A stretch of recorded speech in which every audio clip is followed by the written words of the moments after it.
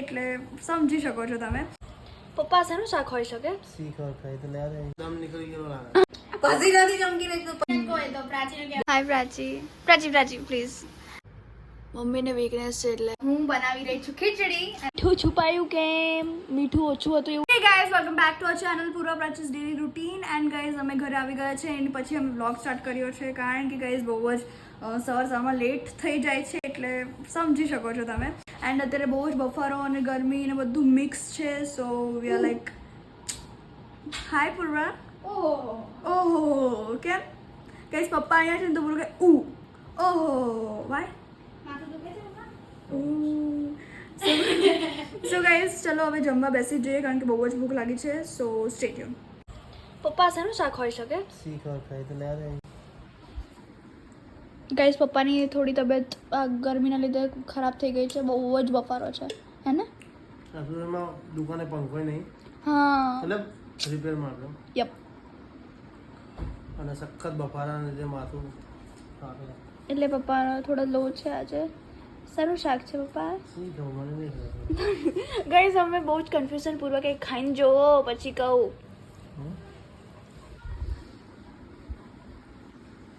નો idea. એક minute આ શું છે આમાં? Is it cheese? ચીઝ તો નહીં. ઉભા રહો આઈ પૂર્વા. એ પૂર્વા અહીંયા શું છે? તમને શું લાગે છે? યસ બોલ ને યાર. દમ આલુ છે. હે યા આ આલુ છે આમાં? હા મને લાગ્યું પનીર છે ચીઝ છે. હે પપ્પા?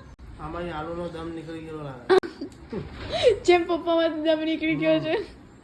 રાઈટ. અત્યારે પપ્પા બસ જમી લેશે એન્ડ ધેન પપ્પા અંદર બેડરૂમમાં સૂઈ જશે. તો ના હું નહીં. હાય અમારે પ્રીતિ hair wash લેડી. કરવું છે એટલે તો ધેટ્સ વાય. આ લોકો છે ને ગાઈઝ કેમેરા આગળ છે ને બહુ વાજવા માંડે ખબર નહીં કેમ. હા મને એકચ્યુઅલીમાં કેવું છે ખબર હા ભાંગ્યું તો ભરું જ છે એટલે મને અંદર આ લોકોના બેડરૂમમાં મને શું હાય હાય મમ્મી પ્રીતિ લેડી. ગાઈઝ મમ્મીનો અલગ જ ગ્લો આવી ગયો છે બર્થડે પછી. હે મમ્મી? હા બટ નૂર ઉડી ગયા છે ને તમને ગ્લો લાગે છે. ના તું ચમકી રહી છે પસીનાથી.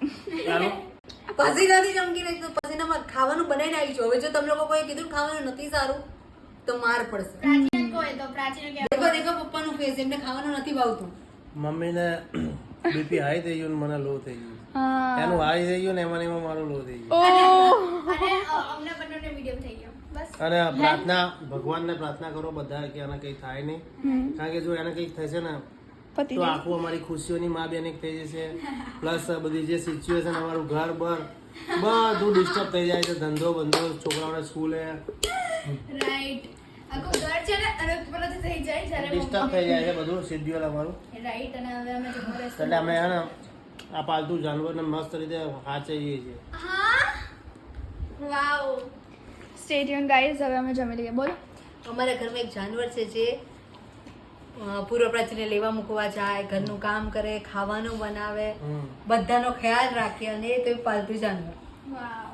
ના આજ કંઈક સારું શૂટ થાય છે. બોલો. મેં એને થોડું કીધું છે. તો હું તો પાલતુ જાનવર લાવવાની વાત કરું. આઈ મીન એને વાત પલટી રહ્યા છે. ફ્રેન્ડ્સ વિડિયો જોવો જ છો ને? આગળ પાછું રિવાઇન્ડ કરીને જોજો. Yup. So guys stay tune. ચલો. ના ના અરે યાર મને તો વાત જ નહીં પતતી. સો ગાઈઝ હું સુધીનું જસ્ટ ઉઠી અને મને બહુ ભૂખ લાગી હતી એટલે મેં પૂર્વાને કીધું હતું કે કંઈ બનાય. તો પૂર્વા અત્યારે બનાવે છે French fries and it was really good. મને અત્યારે બહુ જ ઊંઘ આવે છે બટ સ્ટીલ ભૂખ બહુ લાગી હતી એટલે હું ખાઉં છું પણ સૂવું છું પણ અને એન્જોય બી કરું છું. સો ગાઈઝ હું પ્રાચીને દેખાડીશ પ્રાચી કેવી લાગે. હાય પ્રાચી પ્લીઝ. ગાઈઝ પ્રાચીનો ફેસ એવો છે ને એકદમ ઊંઘ આવે છે બહુ જ. અને અહીંયા હું ફ્રેન્ચ ફ્રાઈઝ બનાવી રહી છું. સો ગાઈઝ નો રિસ્ક ઓનલી ગુડ ઓનલી. કંઈ થતું નથી. રાઈટ. Stay tune. તો બહુ ભૂખ લાગી. So guys stay tune. So guys મમ્મીની તબિયત થોડી ખરાબ છે એઝ યુ ઓલ નો. તો મેં વિચાર્યું કે મમ્મીને બેડરૂમમાં આવીને ફ્રેન્ચ ફ્રાઈઝ ખવડાવું તો મમ્મી ધ્યાનથી ગરમ છે. મમ્મીને વીકનેસ છે એટલે ગાઈઝ હું મમ્મીને આવી રીતે ખવડાવું છું. How's it? બહુ સરસ. પૂર્વાએ મારા કરતાં બી સારી ફ્રેન્ચ ફ્રાઈઝ બનાવી છે. રિયલી ગાઈઝ સાચેમાં have sum. So guys stay tune, પછી મળીએ કારણ કે મને બહુ ઊંઘ આવે છે. સો ગાઈઝ અમે વિચાર્યું કે મમ્મીની તબિયત નથી સારી પહેલા તો તો હું એક વાત જણાવી દઉં કે અમે હેર વોશ કર્યું છે. કેમ કારણ કે કાલે શૂટ છે Shoot તો છે, વી that's જસ્ટ વોન્ટ કે અમારા વાળ એકદમ આમ સિલ્કી સ્મૂથ અને મ્યુઝ ને એવરે.